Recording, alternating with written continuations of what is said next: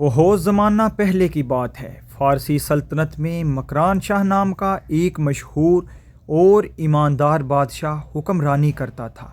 مکران شاہ اپنی رعایا کے لیے ایک رحمت سمجھا جاتا تھا، کیونکہ وہ ہمیشہ انصاف پر مبنی فیصلے کرتا اور ہر ایک کے دکھ درد کو اپنا سمجھتا تھا۔ اکثر اپنی سلطنت کے دور دراز علاقوں کا سفر اپنے وفادار گھوڑے پر کرتا۔ وہ نہ صرف رعایا کی زندگی کے حالات جاننے کے لیے بلکہ قدرت کے حسین مناظر کا لطف اٹھانے کے لیے بھی نکلتا۔ اسی سلطنت کے ایک صحرائی علاقے میں ایک غریب اور بوڑھی عورت رہتی تھی۔ اس کی زندگی کا کل اثاثہ ایک گائے تھی۔ یہ گائے دن بھر جنگل میں چرتی اور شام کو گھر لوٹتی۔ بوڑھی عورت اس کا دودھ نکال کر اپنی بھوک مٹاتی اور زندگی کے دن گزارتی۔ ایک دن بادشاہ کے کچھ سپاہی اس علاقے میں آئے۔ وہ گائے کو دیکھ کر حیران رہ گئے اور کہنے لگے، یہ گائے تو بڑی صحت مند ہے، ہمیں بیچ دو۔ بوڑھی عورت نے پریشان ہو کر کہا، یہ میرے بڑھاپے کا سہارا ہے، اس کا دودھ پی کر میں زندہ ہوں۔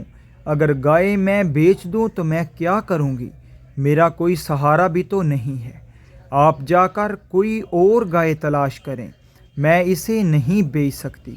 بوڑھی عورت کے انکار کی وجہ سے بادشاہ کے سپاہی ناراض ہو گئے اور کہا، اگر نہیں بیچو گی تو ہم زبردستی چھین لیں گے، اور انہوں نے گائے چھین کر اسے ذبح کر ڈالا۔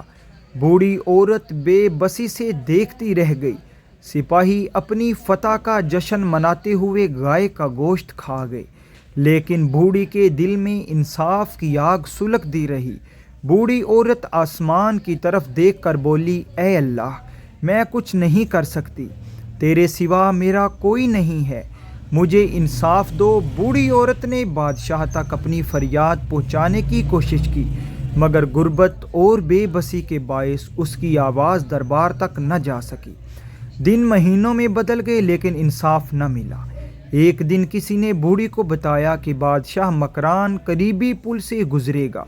یہ خبر سن کر بوڑھی عورت نے فیصلہ کیا کہ وہ آخری بار اپنی فریاد بادشاہ کے سامنے رکھے گی۔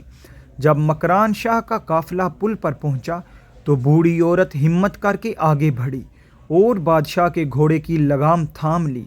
بادشاہ حیرت سے رک گیا اور بولا، ماں جی، کیا بات ہے؟ تمہارے چہرے کی یہ بے بسی کس دکھ کی کہانی سناتی ہے؟ بوڑھی عورت نے آنکھوں میں آنسو لیے کانپتی ہوئی آواز میں کہا، مکران شاہ، تیرے سپاہیوں نے میری گائے ذبح کر کے کھا لی ہے۔ یہ گائے میرے بوڑھے وجود کا سہارا تھی۔ اب بتا، اس کا حساب یہاں کھڑے ہو کر دے گا یا پل صراط پر؟ مکران شاہ ایک مشفق اور ایمانت دار بادشاہ تھا۔ یہ سن کر اس پر لرزہ طاری ہو گیا۔ جلد ہی گھوڑے سے اتر کر زمین پر گر گیا اور روتے ہوئے بولا، میں اس کا حساب پل صراط پر نہیں دے سکتا، جو لینا ہے یہیں لے لو۔ مکران شاہ نے جب یہ داستان سنی تو وہ بہت غضبناک ہوا اور فوراً اپنے دربار میں حکم جاری کیا کہ سپاہیوں کو فوری طور پر گرفتار کیا جائے۔ بوڑھی عورت کو نہ صرف گائے کی پوری قیمت ادا کی گئی بلکہ بادشاہ نے اپنی سلطنت کی جانب سے اس کی مزید مالی معاونت کا اعلان بھی کیا تاکہ وہ اپنی باقی زندگی سکون اور آرام سے گزار سکے۔ اس واقعے نے مکران شاہ کو گہری سوچ میں ڈال دیا اور اس نے عہد کیا کہ آئندہ ایسے مظالم کو روکنے کے لیے سلطنت میں انصاف کے نظام کو مزید سخت اور مؤثر بنایا جائے گا تاکہ ہر مظلوم کو اس کا حق ملے اور ظالم کو عبرت ناک سزا دی جا سکے۔ ایک حدیث پاک کا مفہوم ہے کہ قیامت کے دن ہر شخص سے اس کی ذمہ داریوں کے بارے میں سوال کیا جائے گا۔ اگر کوئی بادشاہ ہے تو اس سے اس کی پوری سلطنت کا حساب لیا جائے گا، اور اگر کوئی گھر یا کمپنی کا مالک ہے تو اس کے زیر سایہ افراد کے بارے میں پوچھا جائے گا۔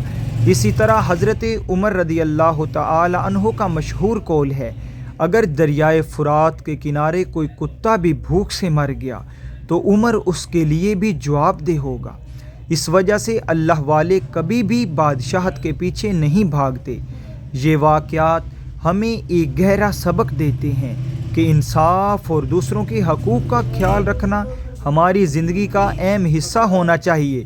اگر ہم اپنی آسائشوں اور خوشیوں میں اس قدر مگن ہو جاتے ہیں کہ اپنے سے کمزور لوگوں کی تکالیف کو نظر انداز کر دیتے ہیں۔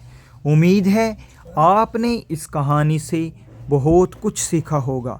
مزید ویڈیوز دیکھنے کے لیے ہمارے چینل کو سبسکرائب کریں، ساتھ بیل آئیکن کو بھی پریس کریں تاکہ ہر نئی آنے والی ویڈیو آپ کو آسانی سے مل سکے۔